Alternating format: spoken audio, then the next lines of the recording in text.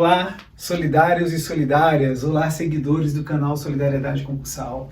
Eu, Roberto Pinheiro, um dos idealizadores desse projeto, tenho a honra, tenho o privilégio de levar até vocês a nossa primeira aula. O canal ele demorou um pouquinho para que nós iniciássemos, assim, implementássemos, né, esse projeto, por algumas razões de ordem particular, mas finalmente a gente inicia. E hoje é a nossa primeira aula desse curso, ou melhor, é a nossa primeira aula de um curso de Direito Tributário. Eu, Roberto Pinheiro, vou ficar encarregado aqui no canal por aulas de Direito Tributário, Direito Previdenciário. De vez em quando vou dar minhas aulas ali de Direito Civil, eu gosto muito de alguns tópicos do Direito Civil, do Direito Administrativo. E aqui, é claro, eu vou contar com a presença de outros grandes professores que vão colaborar com esse projeto. O canal Solidariedade Concursal, ele tem um viés de solidariedade, como nós já falamos na apresentação do canal há alguns meses atrás, e o propósito dele é ajudar pessoas, ajudar pessoas a alcançar um sonho de ser aprovado em um concurso público, E se a gente conseguir mudar a vida de uma pessoa, a gente já fez muita coisa com esse projeto. Para que você possa ter acesso às nossas aulas, basta se inscrever no canal.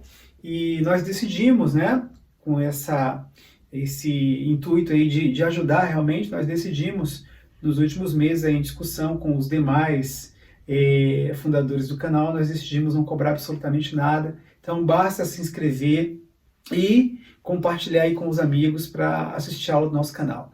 Então o canal ele é voltado, as aulas são voltadas para quem está estudando para concurso, mas isso não impede que outras pessoas que têm interesse em se atualizar na matéria direito tributário, direito previdenciário, direito administrativo, operadores do direito, operadores de outras áreas que queiram aí se atualizar e aplicar o conhecimento que nós vamos difundir aqui nos seus respectivos campos, fique à vontade aí para seguir o nosso canal.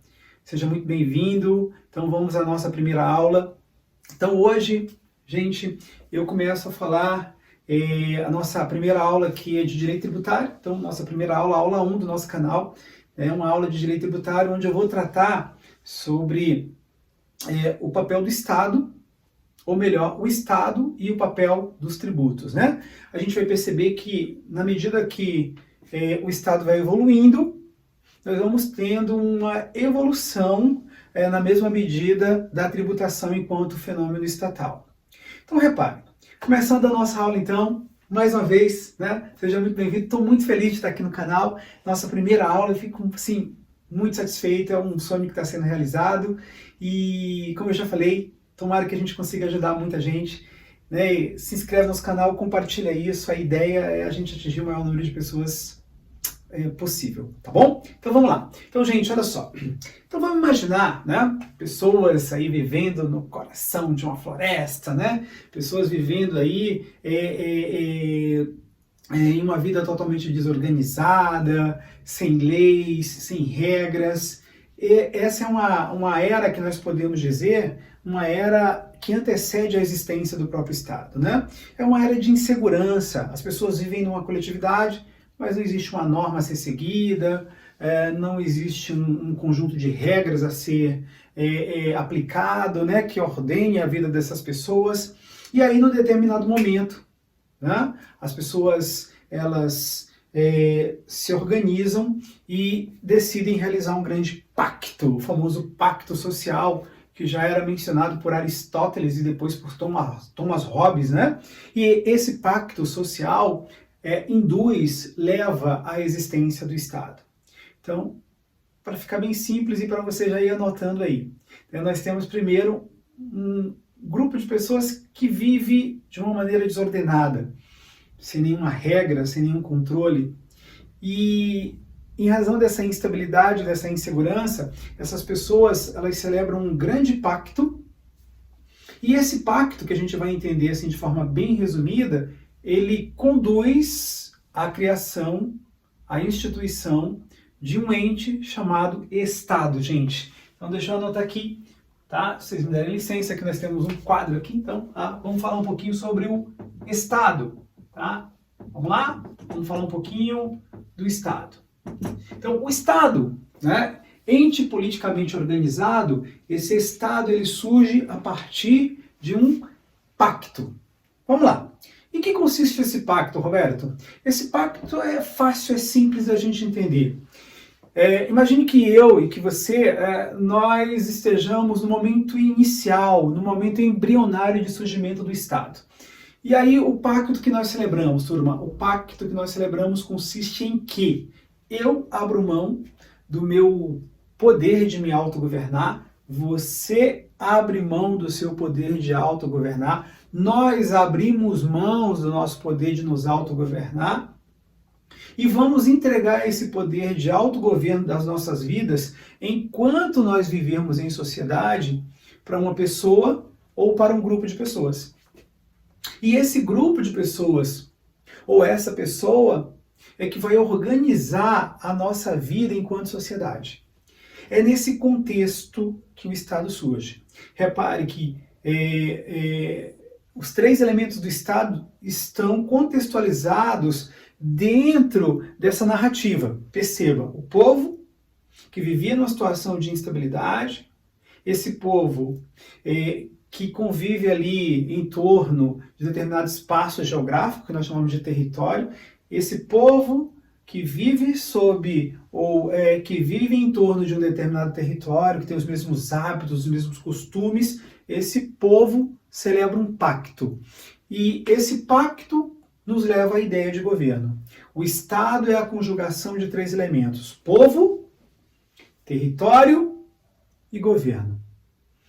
E aí a ideia de que todo poder emana do povo e é para o povo, ou melhor, e é exercido para o povo. É essa a ideia de Estado enquanto ente politicamente organizado. Pois bem, pulando aqui um pouquinho a história do direito, eu quero trazer aqui para vocês a primeira ideia de Estado associada àquela questão do Estado absolutista. Lembra do Estado absolutista? O Estado ele surge imperfeito, né? Ele surge nesse momento com esse pacto, mas o Estado ele surge com uma série de imperfeições, turma. E aí eu quero chamar aqui a sua atenção, aqui no nosso curso de Direito Tributário, a ideia do tal do Estado absolutista. Lembram do Estado absolutista? Lembram do Estado absolutista? O Estado absolutista, turma, é aquele Estado em que o soberano ele pode tudo, o rei, o czar, o monarca, ele pode tudo.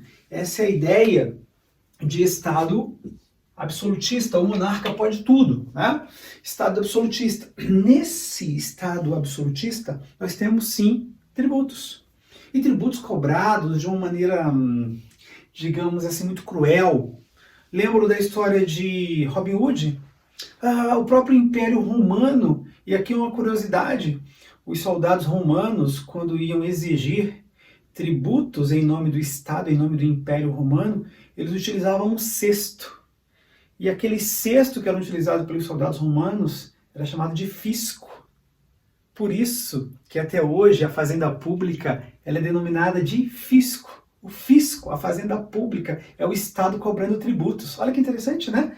Então veja, esse Estado absolutista é o Estado em que o soldado romano carrega o fisco, carrega aquele cesto, né, para arrecadar tributo.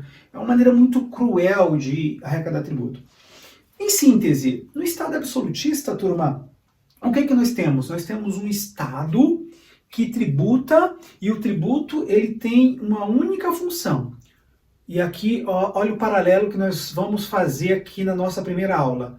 O Estado ele vai evoluindo e a tributação evolui no mesmo sentido.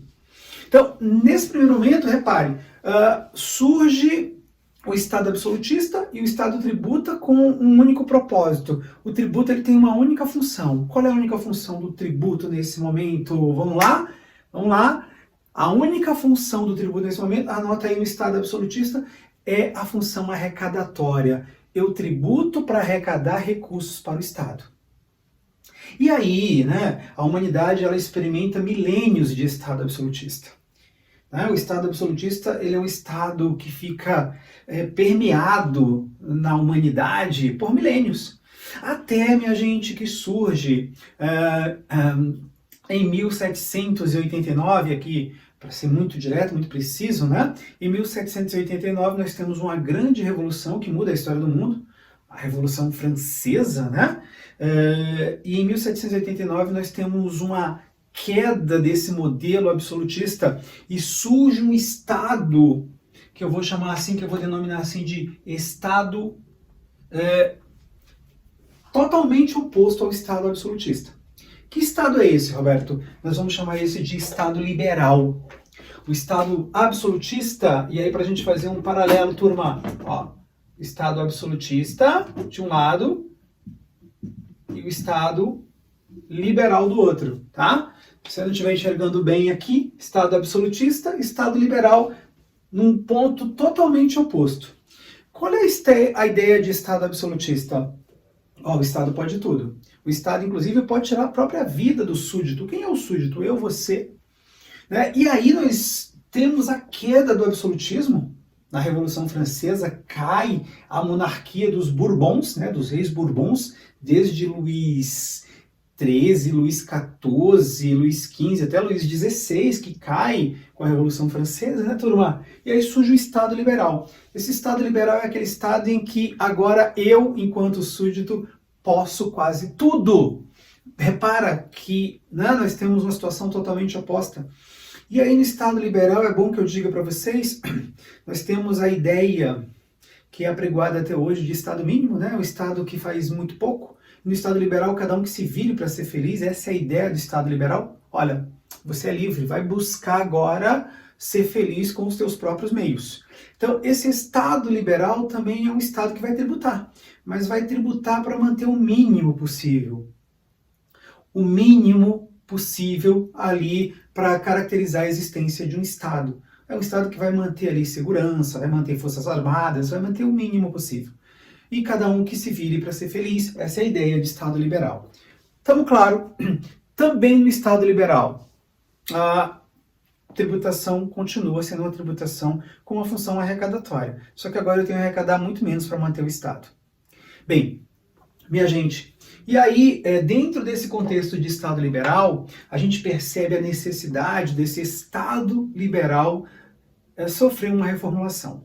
Por que, Roberto? Repara, no Estado liberal nós assistimos ao surgimento de uma nova forma de submissão.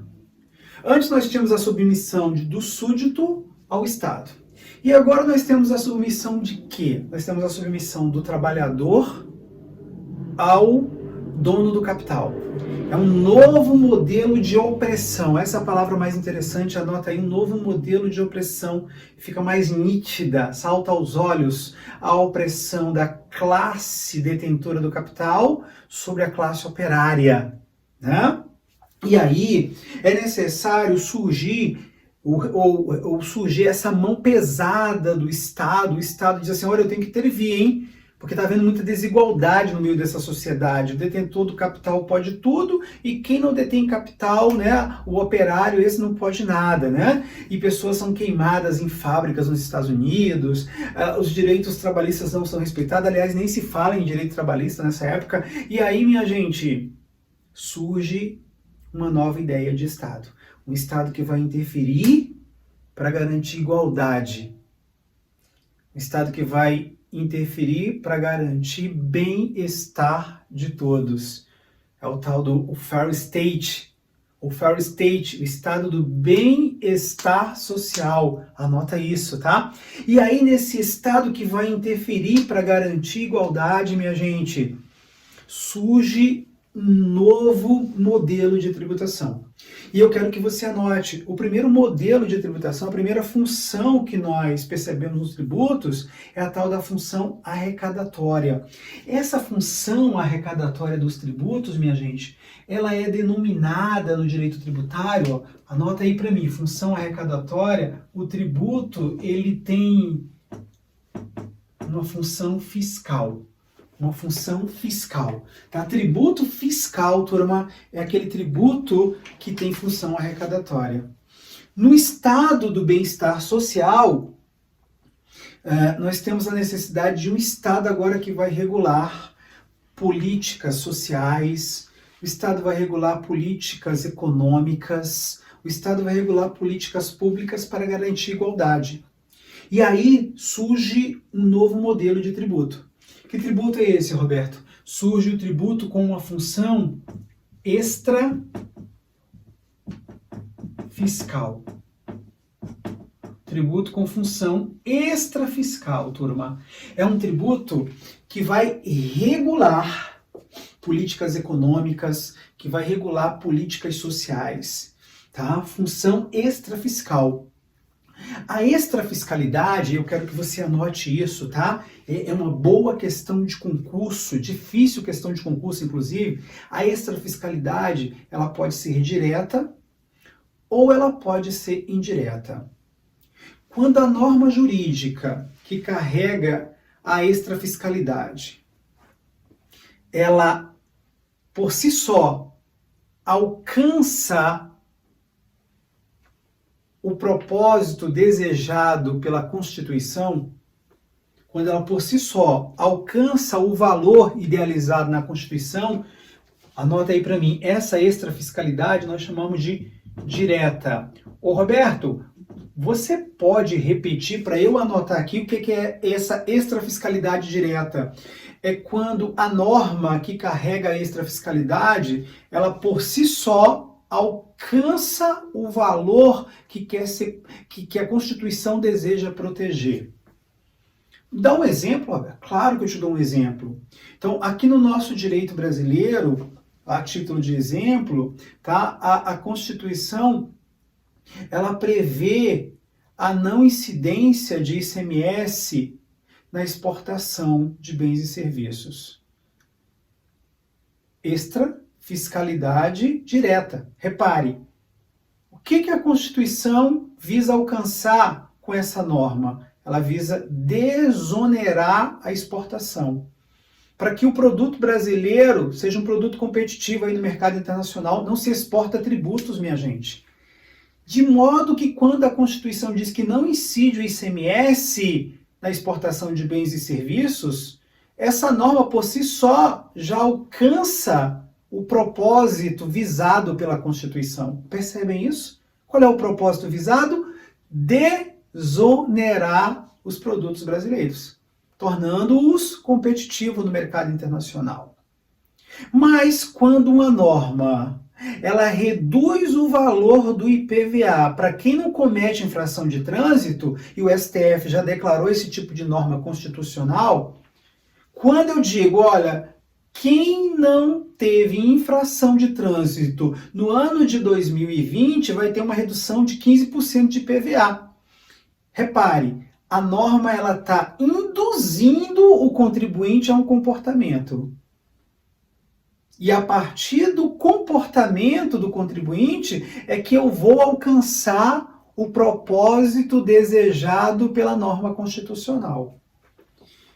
Aí eu tenho não uma extrafiscalidade direta, eu tenho uma extrafiscalidade que depende de um comportamento, porque pode ser que o contribuinte infrinja a norma de trânsito ou não infrinja. Aí eu tenho a extrafiscalidade indireta. Meus queridos e minhas queridas, solidários e solidárias, seguidores do nosso canal Solidariedade Concursal. A extrafiscalidade indireta, minha gente, eu tenho a norma, eu preciso do comportamento do contribuinte e a partir desse comportamento do contribuinte é que eu vou alcançar o valor desejado, a proteção à vida. Exemplo do IPVA, para você anotar. Ok? Bem, e aí eu tenho o tributo extrafiscal como um tributo próprio desse modelo de Estado liberal reformulado. No século XX, século passado, tá? No século XX, século passado, nós vamos experimentar uma terceira função dos tributos atrelada também a esse processo de evolução do Estado. Só que no século XX a gente percebe que o Estado ele cresce demais. a máquina estatal cresce de forma muito assustadora. E aí surge uma preocupação. Como eu vou equacionar a necessidade do Estado continuar desenvolvendo atividades essenciais com o Estado que cresceu demais? O Estado que cresceu demais é um Estado que traz muito gasto público, traz muito gasto para se manter a estrutura estatal, né, minha gente? De modo que eu preciso pensar numa nova estrutura, num modelo de parceria, onde eu, Estado, irei garantir recursos para que determinadas entidades possam desenvolver atividades do meu interesse. E aí, eu vou dar um exemplo extraído do artigo 240 da nossa Constituição de 88. Lá no artigo 240 da Constituição de 88, matéria que nós vamos estudar aqui numa aula inteira, nós vamos encontrar, minha gente, as contribuições voltadas para as entidades que nós chamamos de entidades do Sistema S. Você já deve ter ouvido falar no SESC, no SENAC, no SEBRAE, sim, né? Então, a Constituição prevê a incidência de contribuição sobre a folha de pagamento das empresas destinadas a essas entidades. E aí surge um novo modelo de tributação na medida que o Estado precisa evoluir. Só que o Estado vai evoluir e o Estado diz assim, peraí, eu preciso continuar garantindo o desenvolvimento de atividades essenciais para a sociedade, mas eu tenho que controlar o gasto público. E o que o Estado faz? O Estado, ele institui uma fonte de recurso e transfere essa fonte de recurso para essas entidades desenvolverem atividades de seu interesse.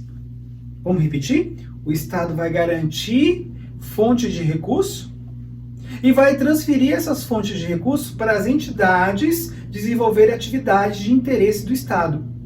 E qual seria essa fonte de recurso, Roberto? Seriam os tributos que nós chamamos de parafiscais. Tributo parafiscal, minha gente. Tributo parafiscal é tributo em que o Estado ele vai garantir fonte de recurso, transferir essa fonte de recurso para determinadas entidades e essas entidades elas vão desenvolver atividade de interesse de toda a sociedade. Tudo bem? E aí repare, na medida que o Estado vai evoluindo, o fenômeno tributário, o fenômeno da tributação, ele vai evoluindo. E aqui, né, nós temos as três funções dos tributos no Brasil e no mundo. A função fiscal, né, que é uma função atrelada à ideia de arrecadação, continua existindo até hoje. A função extrafiscal, que é uma função atrelada à ideia de regulação, é o Estado que vai regular políticas públicas econômicas e sociais, a extrafiscalidade que pode ser direta ou indireta, e nós temos os tributos parafiscais. Para controlar gasto público, o Estado vai tributar, constituir uma fonte de recurso e vai transferir esse recurso para que determinadas entidades possam desenvolver atividades de interesse do Estado. Ok? Bem, para fechar nossa primeira aula, essa primeira aula teve uma duraçãozinha um pouco maior, porque nós fizemos a apresentação do canal, mas as nossas aulas terão uma duração de no máximo 20 minutos, né, para que todos já fiquem aí sabendo. Para fechar nossa aula de hoje, dá para a gente fazer um paralelo, né, a partir, parafraseando as ideias do professor grande constitucionalista José Afonso da Silva, nós podemos aqui apresentar três dimensões ou três gerações do tributo. Os tributos de primeira geração, ou dimensão, são os tributos de natureza fiscal, que continuam existindo até hoje. Né? Ao lado dos tributos fiscais, nós temos os tributos extrafiscais, como tributos de segunda geração ou segunda dimensão, que continuam existindo até hoje. E ao lado dos dois anteriores, nós temos os tributos de terceira dimensão ou terceira geração, os denominados tributos parafiscais. Ok, meus queridos? Essa é a nossa primeira aula. Um abraço forte para você, que a paz esteja com você. Forte abraço.